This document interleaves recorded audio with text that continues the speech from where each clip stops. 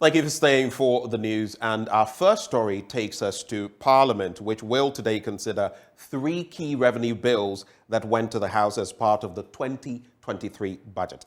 Many months after the budget was approved, these 3 bills have remained outstanding due to differences between the caucuses in Parliament. Parliamentary Affairs correspondent Akakpo Asante now reports. Has cleared almost everything off its schedule for Thursday to allow it more time to deal with these outstanding bills. These bills are the Income Tax Amendment Bill, the Excise Duty Amendment Bill, and the Growth and Sustainability Amendment Bill. If passed, these bills are expected to rake in about 4 billion cedis annually. President Akufo-Addo, in his message on the State of the Nation, urged Parliament to expedite action. Mr. Speaker, I thank the House for its support throughout this process, including the passage of key revenue laws. However, a few more of these measures, namely the Income Tax Amendment Bill, the Excise Duty and Excise Tax Stamp Amendment Bills, as well as the Growth and Sustainability Levy Bill, are outstanding, which need the urgent attention of the House and passage to complete the prior actions. This will put us in readiness for our presentation to the Fund Board and, more importantly, bolster our domestic revenue mobilization efforts. But the minority say they still have outstanding issues which must be cleared. It was part of the 2023 budget presented by the Finance Minister.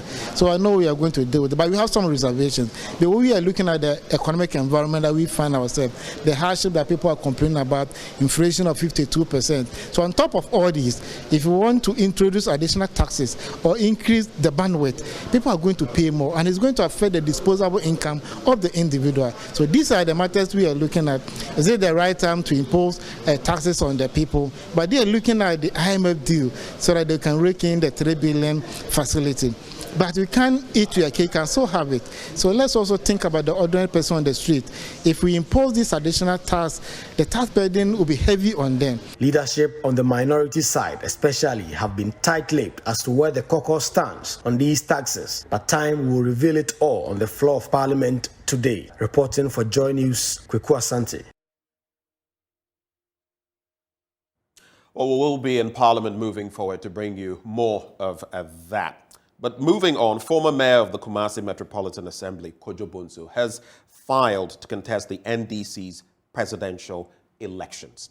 He is promising to rebuild and ensure that the party is fully in touch with the grassroots if elected. Mr. Bonsu wants delegates to unite to recapture power from the governing NPP. My colleague Samuel Lumbura now reports. Bonsu didn't come to the head office of the NDC alone to file his nomination. He came along with his supporters all the way from Kumasi. These are market women. And the reason for they joining Kojo Bonsu in filing his nomination is quite clear. They are saying that Kojo Bonsu has a track record of development. He has helped the people of the Ashanti region, and they think that this is the right time for someone from the Ashanti region to also be given the nod. Some of them actually think that if Kojo Bonsu is not given the nod, they will not vote for the NDC in the Ashanti region. We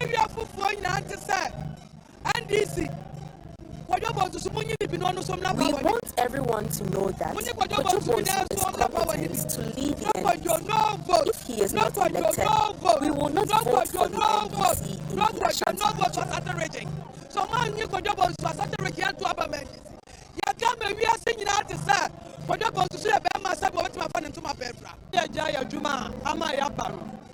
Ana Kojo Bonsu. We are market women from Kumasi, and we are here to throw our support behind Kojo Bonsu because he has developed the region.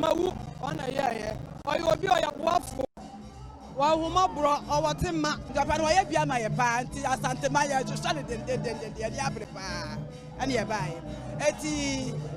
Under his tenure as mayor for the Kumasi Metropolitan Assembly, he builds markets for us, and this is the time for us to reward him. So we have been delegated by our market leaders in the Ashanti region to support his filing of nomination. Kojo Bonsu has filed his nominations after meeting all the requirements, getting endorsements from all the 275 constituencies across the country.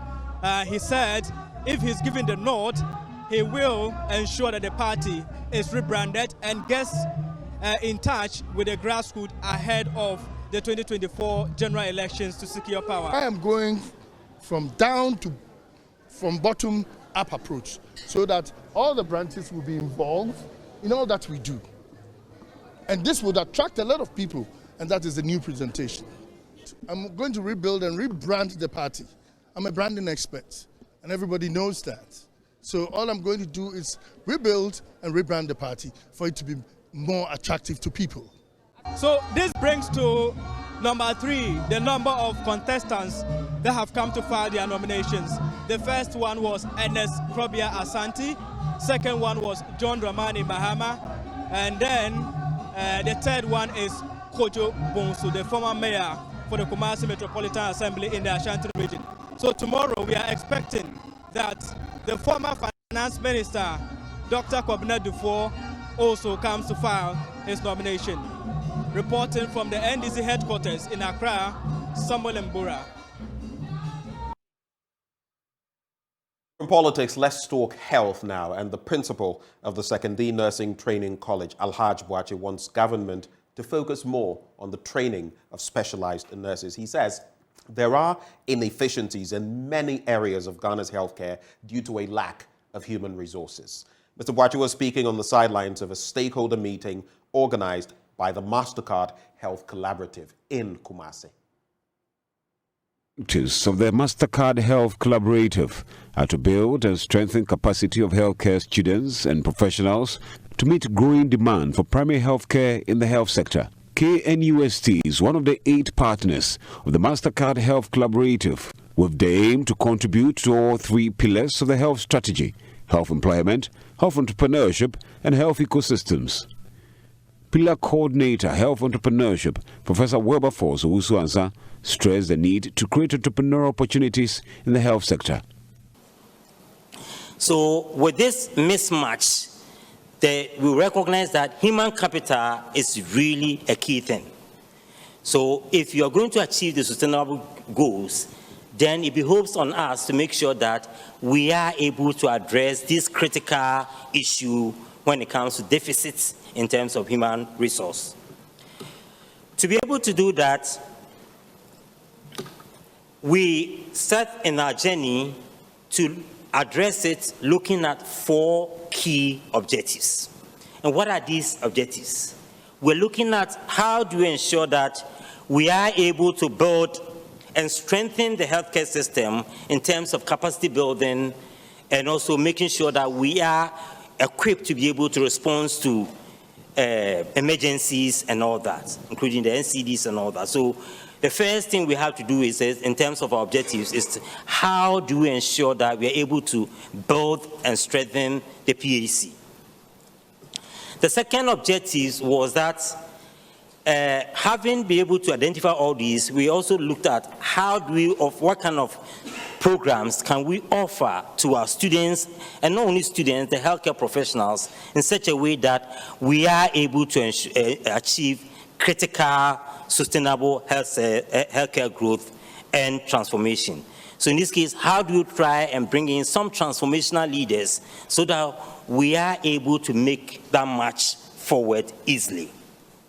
The third objective that featured in our plan in terms of really the projects that we are talking about, that's MasterCard Foundation Higher Education Health Collaborative.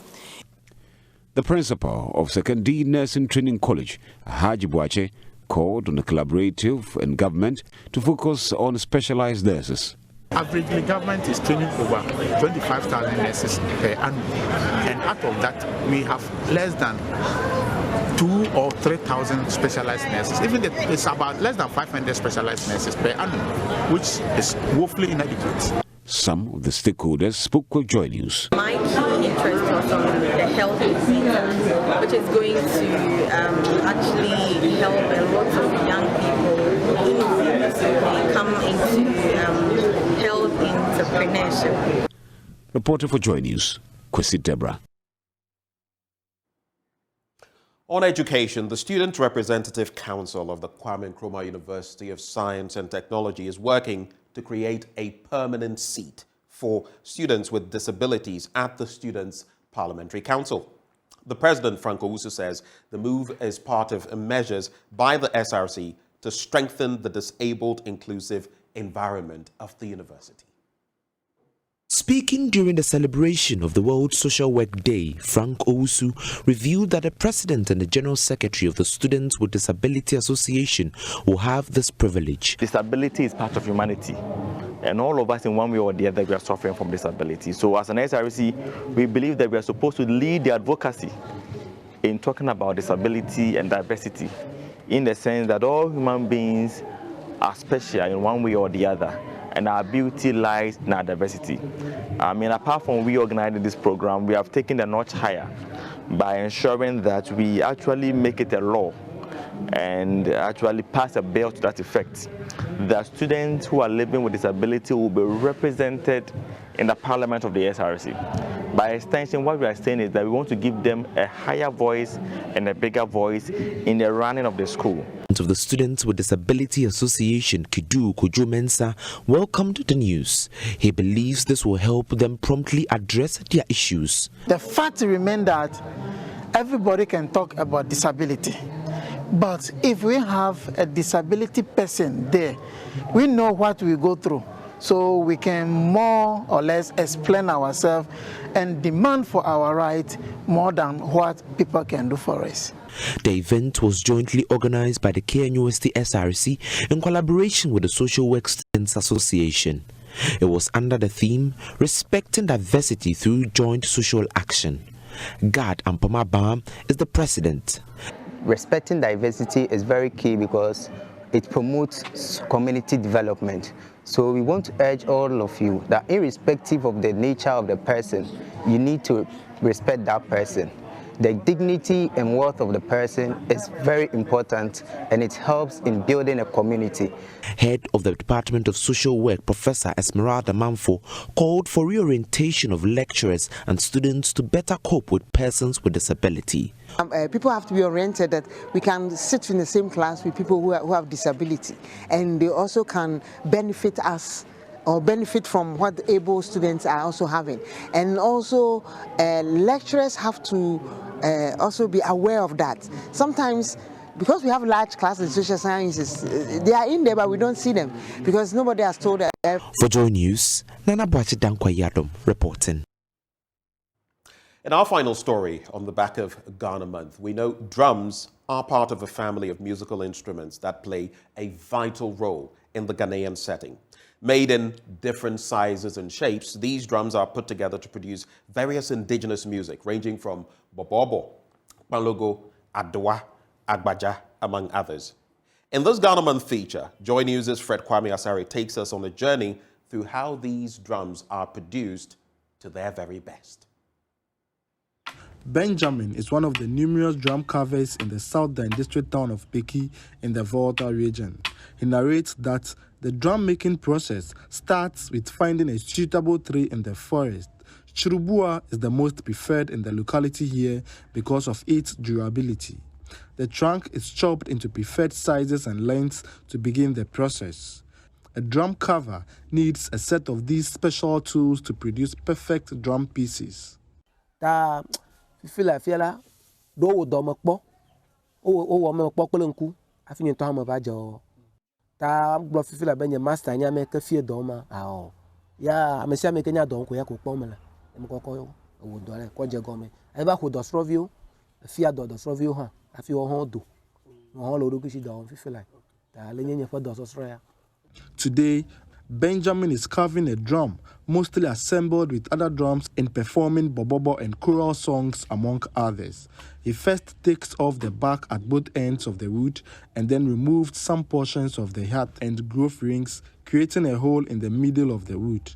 The phloem, cambium, and bark in the middle are removed with a machete, carving the wood into a desired shape.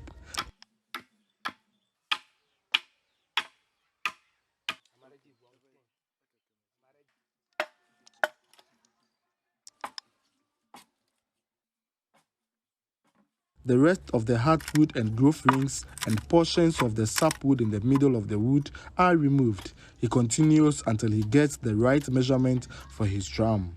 Tanemi bushala, me afia oleke na je, egome, vivi. Menya de share kuna tanwo. Fi ke mi akpo na tanwo la, na nya wedo, magatan eji ko mi onto mi hwe. Aga eji. Kaka vu, nya no fi am na ma vu asa tami ke na ba nye edungongore me. Nya enti pete jaja, pete blefe dressing. Ta roughly la, afi na nya double boy la, azatre eji ba na za ba peve.